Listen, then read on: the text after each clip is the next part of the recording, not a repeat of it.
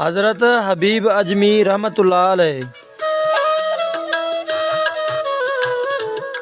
शुरू में पाण वॾा मालदार ऐं दौलतमंद हुआ ऐं माण्हुनि खे व्याज ते पैसा ॾींदा हुआ।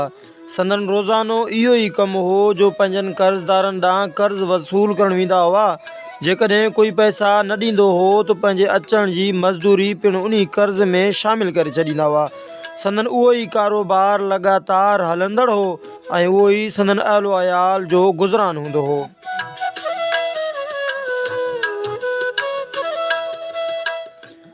हिकु ॾींहुं पाण पंहिंजे हिकु कर्ज़दार जे घर विया, मगर उहो घर में मौजूदु कोन हो। उन जी ज़ाल चयनि मुंहिंजो मुड़ुसु घर में न आहे ऐं न वरी मूं वटि के पैसा आहिनि जो अव्हांखे ॾियां। बाक़ी हिकु ॿकरी कुठी हुईसूं, उन मां सिर्फ़ु ॿकरी जी मुंडी बाक़ी बची आहे। जे चओ त उहा आणे ॾियां। पाण खेसि फरमायूं चङो, उहा मुंडी ई मूंखे आणे ॾे। पाण उहा मुंडी खणी पंहिंजे घर आया ऐं ज़ाल खे अची चयाऊं हीअ मुंडी व्याज में मिली आहे। उनखे पचाए ज़ाल चयनि त घर में न बाहि आहे न अटो, सो मुंडी कीअं पचायां। पाण खेसि फरमायाऊं त चङो, मां वञा थो ऐं उहे शयूं ॿिए कर्ज़दारनि खां व्याज जे हिसाब में वठी अचां थो। नेठि उहे शयूं कर्ज़दारनि खां वठी आया। पोइ संदन घर वारी खाधो तयारु कयो। जॾहिं खाधो थांव में थे विधाईं त दर ते हिकु फ़क़ीर सदा हईं, जंहिं ते फ़क़ीर खे फरमायूं त हलियो वञ, असां तोखे हिन मां छा ॾियूं। जेकॾहिं तोखे ॾियूं त असां वटि कुझु कीन रहंदो ऐं तूं बि आसूदो थी कीन सघंदे।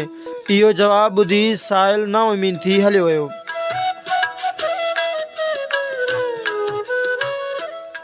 जॾहिं संदन ज़ाल भाॼी मां चमचो भरे थांव में विधो त उहा भाॼी रत में तब्दील थी हुई। घरवारी उहो हाल ॾिसी खेनि सॾु करे चयो त हीअ अची ॾिसो जेको तव्हांजे आमालनि जी शामत सबबु थियो आहे।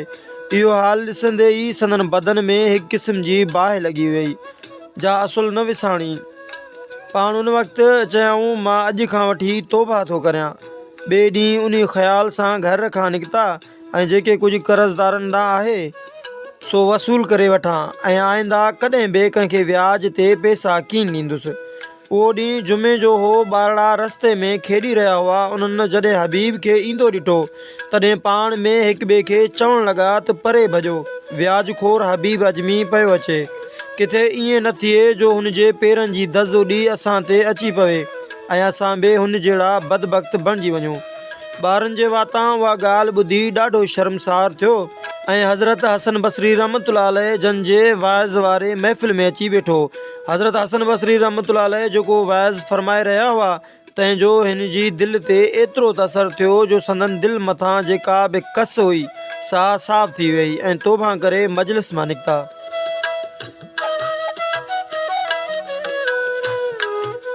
रस्ते में संदन हिकु कर्ज़दार खेनि ॾिसी भॼणु घुरियो त उनखे ॾिसी चयाऊं हाणे मूंखे तव्हां खां भॼणु घुरिजे, न की तव्हांखे मूंखां। जॾहिं घर ॾांहुं वञी रहिया हुआ त रस्ते में उहे ई ॿार खेनि ॾिसी चवणु लॻा हटी बीहो जो हबीब अजमी तौबा करे अची रहियो आहे। शायदि असांजे पेरनि जी उथियल धज़ हुन ते पवे ऐं असीं गुनहगार थी वञूं। इहो ॿुधी पाण फरमायूं ए परवरदिगार, क़ुर्बान वञा मां तुंहिंजे नाव तां जो ही तोसां फ़क़ति हिकु ॾींहं जी दोस्ती जो असरु आहे, जो तो मूंखे पंहिंजे दोस्तनि जी दिलि में जॻह ॾिनी ऐं मुंहिंजो ही नेक नालो मशहूरु करे छॾियई।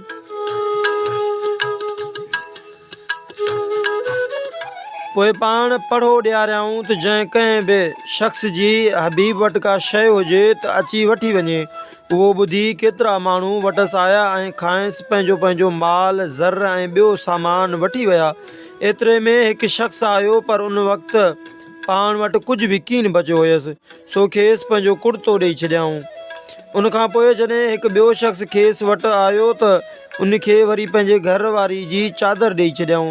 जॾहिं वटि कुझु बि न रहियो तॾहिं दजला दरिया जे किनारे ते हिकु झूपड़ी ठाहे यादि इलाही में मसरूफ़ थी विया।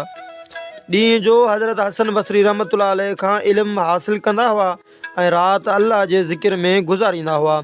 पाण अजमी उन करे मशहूरु आहिनि जो क़ुरान मजीद खे अरबी क़िरात जे मुताबिक़ पढ़ी न सघंदा हुआ।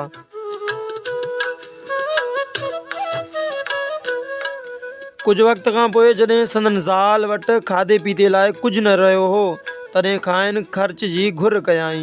पाण फरमायाऊंसि चङो मां मज़दूरी लाइ वञा थो।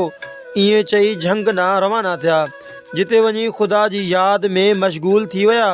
रोज़ानो संदन उहो ई धंधो हूंदो हो। सुबुह जो झंग ॾांहुं हलिया वेंदा हुआ ऐं राति जो घर वापसि वरंदा हुआ। कुझु ॾींहं खां पोइ घर वारी पुछियसि कुझु कमाए बि आया आहियो?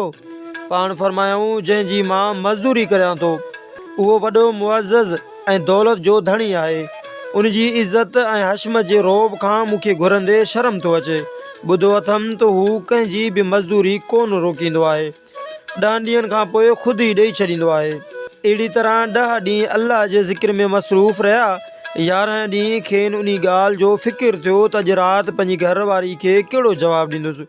होॾां अलाह ताला संदन घर में हिकु शख़्स हथां काठियूं, ॿिए हथां अटो, गोश्त ऐं गिह ऐं 3 हथां 100 रुपयनि जो ॻोथरी मोकिले ॾिनी ऐं इहो चवाए मोकिलियाईं त मालिक जे तरफ़ां हबीब जी मज़दूरी आहे। पर हबीब खे चइजो त जेकॾहिं हू पंहिंजे कम में अञा बि बहितरी आणींदो त मां उन मज़दूरी खां बि खेसि वधीक मज़दूरी ॾींदुसि।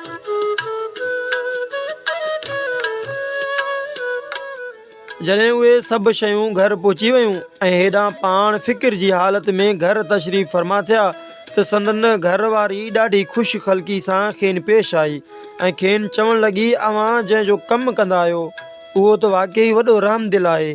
अॼु उन ही सभु शयूं मोकिले ॾिनियूं आहिनि ऐं चवाए मोकिलियो अथसि त हबीब खे चओ त पंहिंजे कम में बहितरी आणींदो त मां उनजी मज़दूरी अञा बि वधाईंदुसि। इहो ॿुधी पाण ॾाढो ख़ुशि थिया ऐं फरमायाऊं ए मुंहिंजा अल्लाह, तुंहिंजी वॾाई ऐं इज़त तां क़ुर्बान वञा जो सिर्फ़ु 10 ॾींहंनि जी इबादत सबबु एतिरी बख़्शिश कई अथई।